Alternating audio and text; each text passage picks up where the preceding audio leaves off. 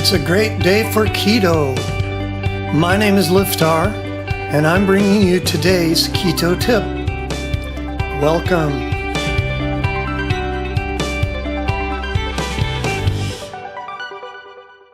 Today's keto bite: gluten-free keto is best.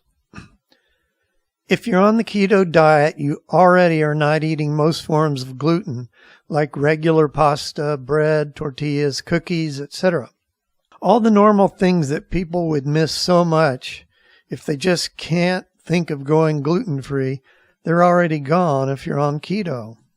All that's left are a few sneaky things like soy sauce, which has wheat in it most of the time. And there's actually a product called coconut aminos, which you can use to replace soy sauce. Also, you have to look out for seasoning mixes. Especially don't fall for seitan, which is low carb, but it's literally made of gluten. Very, very bad for you.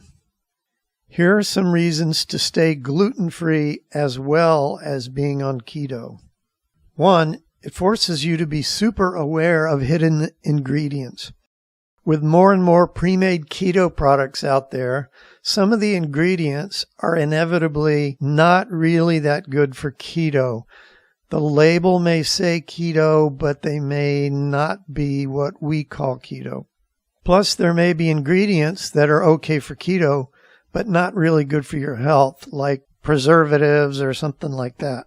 A lot of new keto people overdo the carbs, sometimes without realizing it because of hidden ingredients. So learning to read the ingredients carefully is very important going forward. Number 2, it will help you with strange, nagging health problems to make sure that your gluten is out of your diet. Do you have strange, random skin issues that doctors can't figure out or that appear and then disappear? Headaches, irritable bowel syndrome, unexplained low energy or fatigue? You should know by now that might happen in the first week of keto anyway, but I'm talking about over a long period. Well, I should know I spent years with ever-changing strange symptoms that no doctor could figure out, and it turned out to be gluten and soy. My life was changed when I found out that one simple thing. When you stop gluten, you could still have bowel and digestive symptoms for days or a couple of weeks as the body detoxes. And this may be part of the reason newbies to keto sometimes have digestive issues at the very beginning.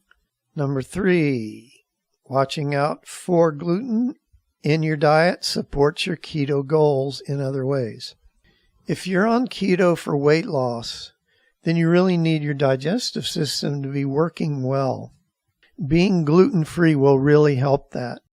If you have the wrong genes, gluten actually destroys the villi, the little bitty fingers in your small intestine that help you absorb nutrients. And those nutrients you need.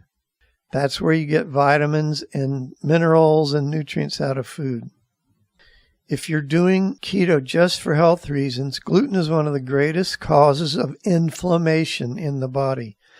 Inflammation is suspect in many common heart problems, weight retention, joint pain, and almost everything else to do with pain in the body. If you're suffering constant pain, at least try going gluten-free to see if it helps with the pain. It's worth a try. Gluten isn't good for anything. It doesn't really do any good thing in the body health-wise. I was personally in terrible health for years from gluten. So yes, I talk about it a lot. It causes so much pain and misery, and people have no idea why. So watch out for the gluten, even in your soy sauce. It won't help you with anything in your life. And that's today's Keto Bite. If you enjoy these bite-sized tips, then come on over to rockthatketo.com and sign up for fabulous recipes, how-to tips, and inspirational stories of people who have lost weight or gotten healthy for the first time in their life. If you're ready to dive in and start losing serious weight, we have a foolproof 30-day plan all laid out for you. You can start losing weight today. Come on and check us out at rockthatketo.com, and we'll see you next time.